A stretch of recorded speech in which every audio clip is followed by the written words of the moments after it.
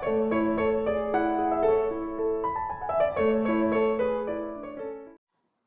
there, friends. My name is Jeremy Strang. I am with Simple and Timeless Bible Rebinds. I haven't been doing a lot lately, but we're going to do something we've never done. I'm going to put together a video of this entire rebind that I'm doing special for Tim Nickles. Tim has sent me a very basic Thomas Nelson King James version, which also has the Apocrypha in it. And we're going to make this thing look radically different. So one of the things Tim asked me for originally, when we first started talking about this project many months ago, is that he wanted it all in blue. And he wanted it to look more 1800s style. Since then, since we've kind of changed things around a little bit, I'm going to stick with a lot of blue theme, but I'm adding some special color to it, which Tim has given me full permission to do whatever I would like. He would just like this to look old. But he would also like me to incorporate my mobile study back design. And I'm the one who has invented this design. I'm the only one that has made this design as far as I'm aware. So if you want to learn more about that, you can check it out in the link below, my website. But we're going to take this Bible and we're going to turn it into something totally new. What I'm going to do first, of course, is I'm going to carefully cut off the original cover and pull off all the spine. I'm going to see how well this was sewn together. It looks like it's a sewn binding, so that's good. That's always very good. And then the process will begin. And it is a multi-step process. Will probably take me 12 to 15 hours in total to finish, most likely. So let's get to it.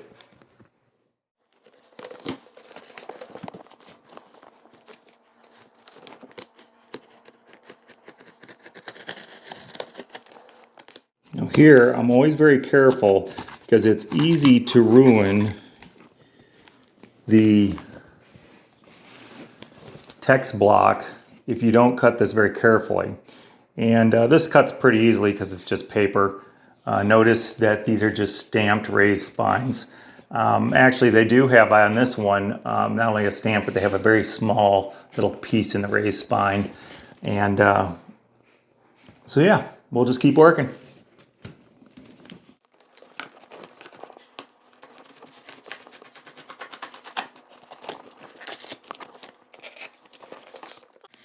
There we go. We are free from the terribly generic cover. Goodbye.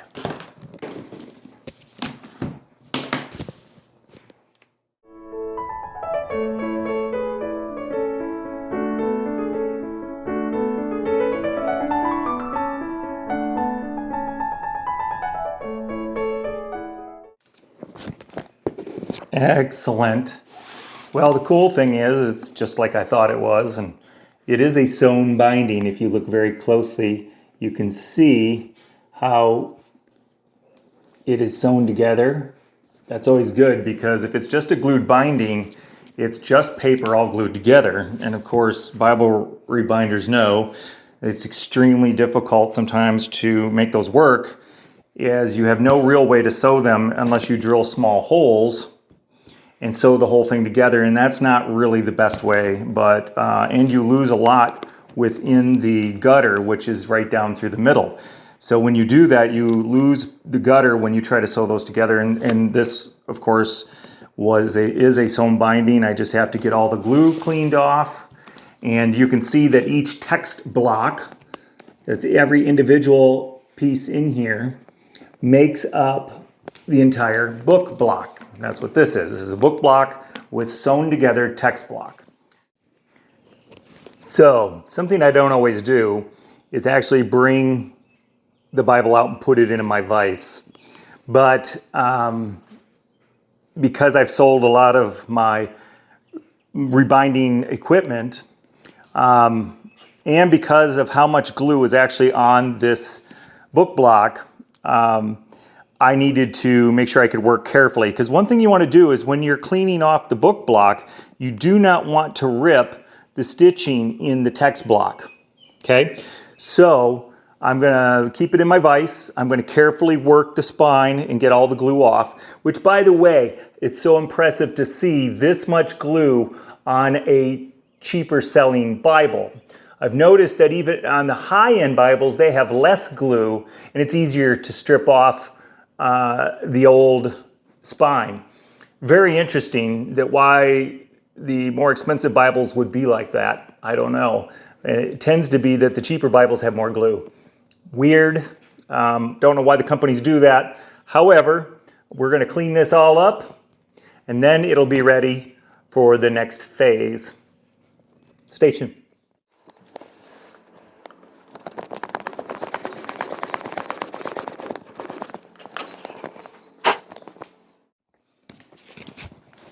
So now I've got my textbook all cleaned up, and what we're going to do now, I like to page stain before I build a new spine. And the reason why is the Bible is extremely loose, and I have the ability to move it. Even a brand new Bible, I can lay it out flat, and then when I want to work the edges, I can do the same thing. Now, Tim, of course, wants us to look old. To do so, you can see how this has very new art gilding on there. It has the gold leaf on the edge.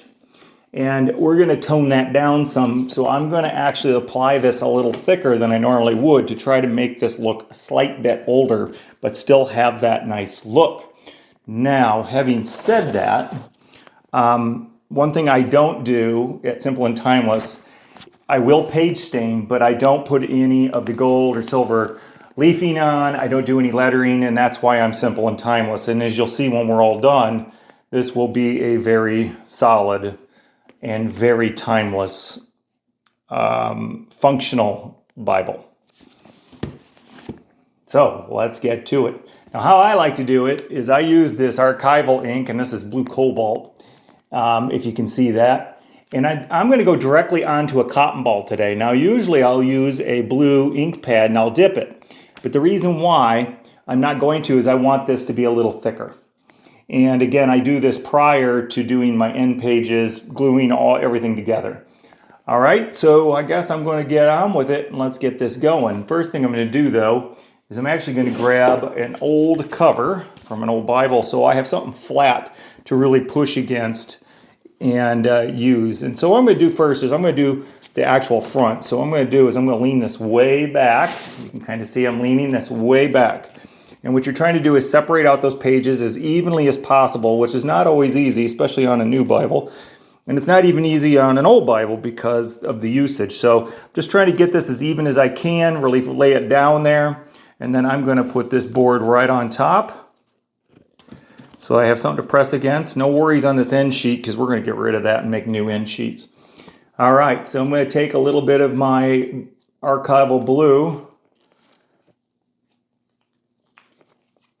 and I'm going to put it right onto, now don't use a lot because this is very, very concentrated. And I'm going to kind of just let that get in there a little bit. Where an ink pad would be good, you can separate it out, but again, I'm just kind of letting it get in there, and I'm going to actually push it with my thumb a little to really get it kind of in there. And this is where I'm going to go very slow at first to make sure I can get this the way I want it. Now, I'm not worried. It's going to look thicker in some places, thinner in others. And I'll just show you just a little bit, and then I'll show you the final product of why this is so cool to do this. Now, you can see the pages are soaking it right up, and it's a little thicker than I would probably normally do at first. And you're going to have to repeat this process multiple times. I do a really light layer. You have to really keep your pressure down on those pages. You don't want them to come up. You want to keep that really flat and firm. So I'm just going to take my time with this a little bit, kind of start to work it, and what I'm going to eventually do is blend that all in.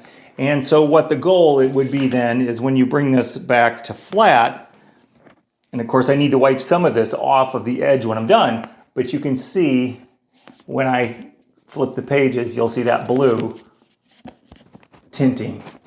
and then no blue. Of course, you're going to see a little bit here on the edge because I'm going to dull that down a little bit. Try to make this look a little bit older. All right, so show you when we're done.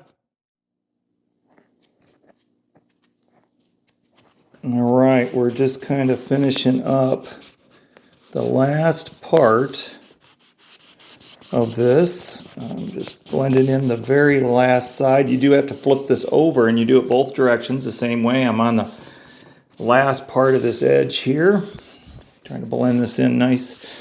And you know, the pages, and if you use it too thick at first, you're going to get splotches. So you have to be very careful. Kind of let it soak into that cotton ball a little bit, and then you just start working it slowly. Now, one of the things you want to do is keep a good pressure on the top of this, and you really don't want to work it upward. You want to work downward.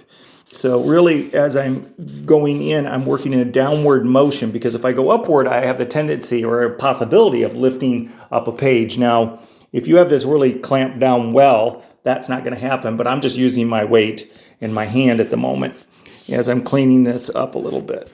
And now I'm pretty okay with this overall. So what I'm going to do is I'm going to move this back into square position. Again, use one of my little cleaning cotton balls. Again, I wanted this thick. I didn't want this to be quite so shiny, and I wanted a little bit of blue to show through on the edge. So I did tend to use it thicker. Now, some people will actually do their edging or their staining before they put on the new gold or silver. However, again, I don't do the gold or silver, so if you send it to me and it's already gold or silver, I'm going to stain it afterwards, and mine is always going to be toned down a little bit. However, with the style of the Bible rebinds that I do, with this simple and timeless look, classic look, it will actually make it look even better. Now, I gotta be a little careful, this is wet, so what I'm gonna do now is let this dry. While it's drying, I'm gonna cut all the pieces up for my spine that I'm gonna get ready to do. And so I'll let this dry. Now you can kind of see, I've toned it down a little bit, but it's still shiny, and you get a little bit of blue in there. However, when you let it overhang, you have a nice blue tint. Okay, so now time for the next part of this process. As you can see, I have cut out new end pages, which is a thicker paper, not quite a cardstock, but not as thin as regular paper. Some new ribbons. I'm using 1/4-inch ribbons, a little thinner, because older Bibles, if they had a ribbon, was usually a thinner ribbon and not the usual 5/8 that we tend to use, or excuse me, the 3/8 that we tend to use. And got the book block. We're going to take off this outer page. Tim and I are kind of on the same page. We don't really like these presentation pages, so we're going to take off that and off the back one, and I'm going to put on the new block. We also got the new tail band with the blue at the top, and I've got my beginnings of making the spine with using the book binding fabric. After that, we will get into doing our first Oxford Hollow, and we'll talk more about that later. Stay tuned. Okay, so I now have the new ribbons, the new tail bands, the new end sheets, which you can't see, and the bookbinding fabric now put on the edge. Now you notice mine goes quite a bit outside the width of this thickness of this book block, which is about 1.25 inches. I do that because I need as many glue points as possible for the design that I'm designing, and you'll understand why when I'm done. So what I'm going to do now is I'm going to install an Oxford Hollow. However, it's going to be a very tight Oxford Hollow, because this design of this hardback, I have to cut all different pieces of bookboard, and there will have to be bookboard on this edge as well, which is not typical for a standard hardback. So it's going to have actually 2 Oxford Hollows. The second one I'll explain later when we get to that phase, but for right now I'm going to install an Oxford Hollow on top. Now, what I use for my Oxford Hollow, and I have another video on this if you want to see a little more, is it's something called buckram. It's a very thick paper mixed with a mesh all put together. They use this a lot if you want to use really good end sheets or a final top sheet after you've put your book block into your cover. You can use this on the ends and it doesn't rip. It's very difficult to rip anyway. You can rip it, but I measured the width, so I'm at 1.25 inches, took it times 3, so you're at 3 3/4, and I have folded this into 3, and this is going to be very flat. So I will glue this down, and then I will glue it down on top of my book block. Now I glue the double portion. You see there's going to be a portion here where you have 1 piece and 2 piece, so it's a little bit thicker. That thicker is going to go against my actual text block for this particular rebind. And then I will wrap this up and I will let this dry and I will set everything to the side and begin cutting out the book board to start beginning the process of creating the internal structure to this particular mobile study back design, which has a lot of cuts and a lot of measurements and a lot of putting this together just perfectly. So again, here we go. We're going to go ahead and get that attached, and then I'll wrap it all up. All right, we'll see you later. Okay, so the book block is all put together. It's dry. I'm setting it off to the side. It has its Oxford Hollow on it and all that good jazz. Now, what's going to get interesting here is this next part. So you're going to see all of the book board cut out, partially cut, and then lined.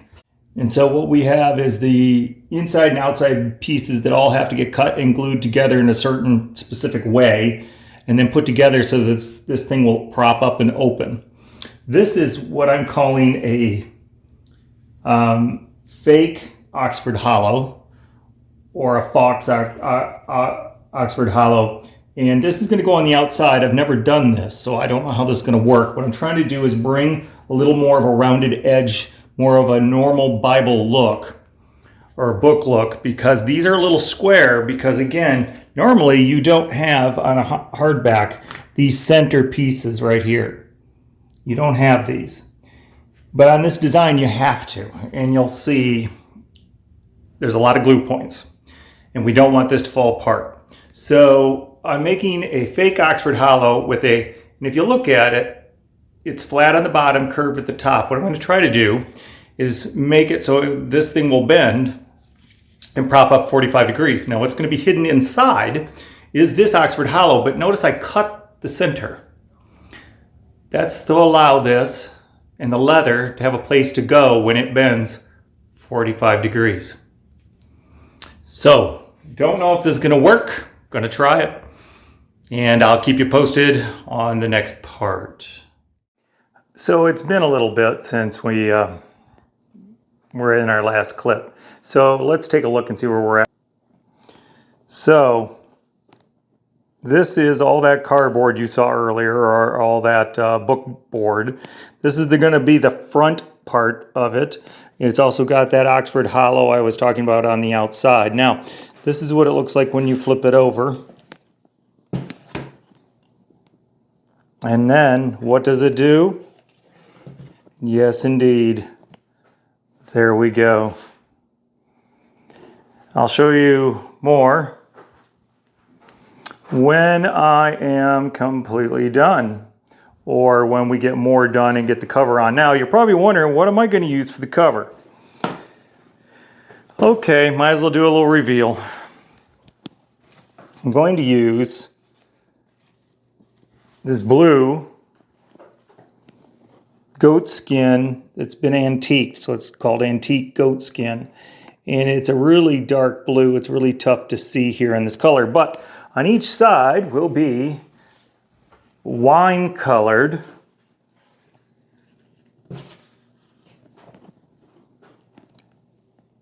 antique goat skin wine color. So we're going to start to put this together first. Once that's together, then we're going to start working on the center, working on getting all this to come out the way I want it to be. Because it also has to fit with this bend. that you see right here. So whenever you see, let's see if we can open this up here with one hand, it has to be able to bend with that spine right here. So that's the trick when you're putting in all this detail work. So, all right, we'll see you in the next video.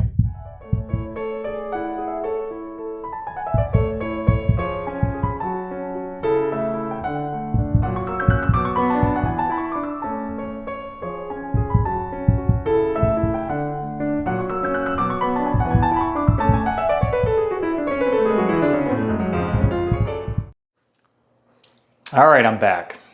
So it's been a couple days. I've been working, and I tried a few structural changes on this one I thought would help and maybe make it a little bit stronger in some ways, and I feel like it didn't make it better. Now, no doubt this is going to be a very beefy, strong Bible. However, the spine and the cover is going to be a little tighter than I was hoping. I won't get into all the details of the structural part because there's too much to explain and it wouldn't make any sense. So anyways, I'll show you what we got done so far. You ready to see? All right, so basically this is the inside of all of that board. Now this is really dirty. There's a lot of glue. There's a lot of cleanup to do, but I'm not done yet, obviously. There's got to be some inside pages that got to go on. We got to set this up for some edge lining. Won't be leather. I got some special fabric from Italy picked out and a special end sheet paper picked out, which I'll show you when we're all done. However, this is what the front of the cover is looking like thus far. Again, this is the antiqued dark navy goat skin with the wine colored goat skin. So as you can tell, you know, I got work to do. It's got glue in places that we got to clean things up yet. The spine's gonna be very tight. It will endure a lot of opening and closing. However, remember I told you this is a mobile study bag. So what does that mean? That means it needs to stand. And indeed, it is standing. And all that work has to fit within the crease of the spine. So stay tuned. Not done yet with this video. We got more work to do. Probably gonna be another day or so for me to finish this up. All right, stay tuned.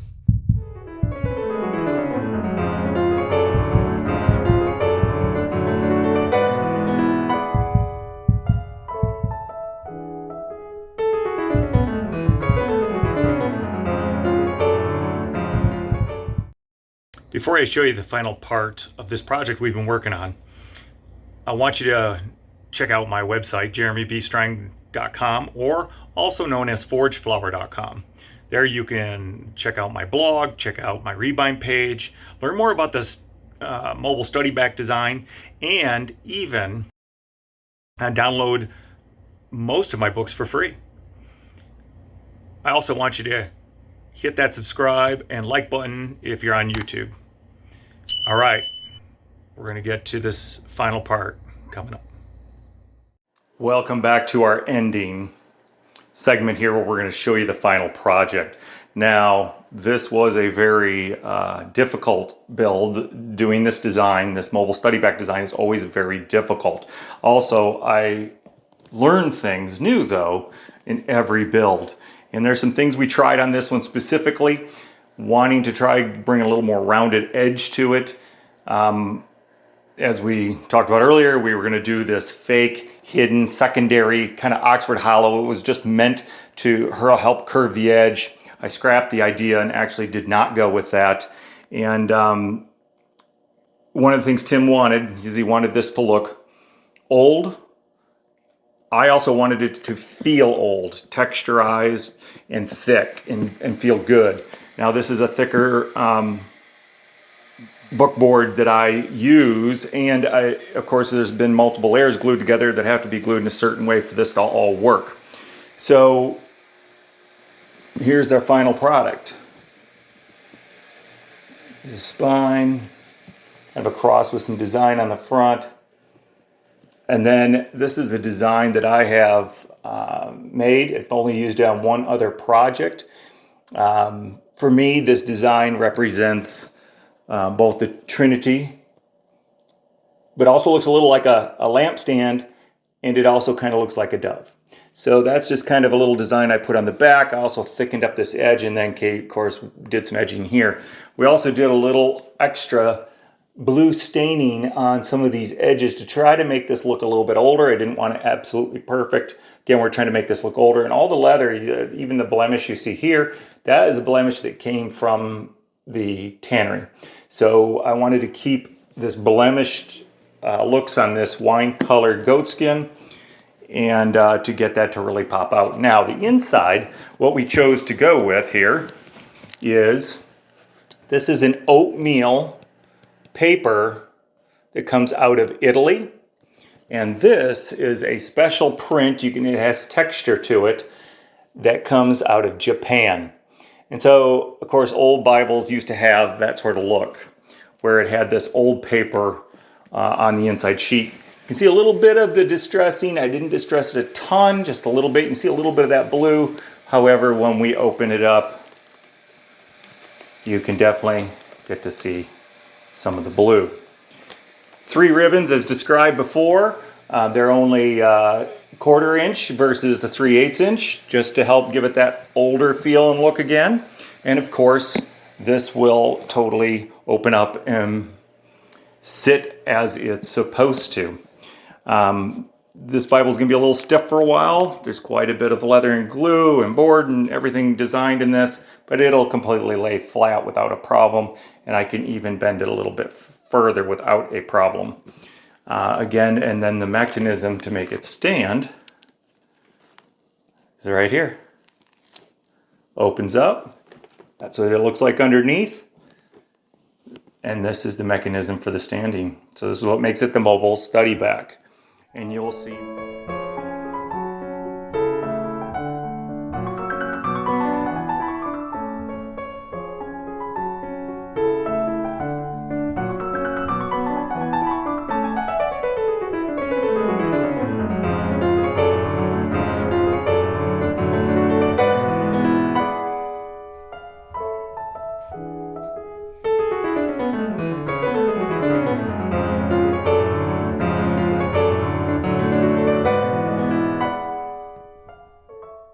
Be sure to check out Tim's review of this Bible, and check out Tim's channel if you never have. Subscribe to his channel and check him out. I also built one other extra thing though. I built a very tiny box. I call it a show box. It's just a small, simple box. I could have done more design with this. It is goat skin on the outside in the blue, and the inside is actually a very thick cowhide. So it's soft and very thick. And so if Tim wants, he can simply display it all day long, standing up without a problem. Love to hear from you. I learned a lot with this one. I've actually got this design almost down to where I feel 100% confident with it in the perfect design of it. However, again, we've got under 30 of these designs out from various people and various custom projects. So talk to you later, and check out Tim's video. Thanks, bye.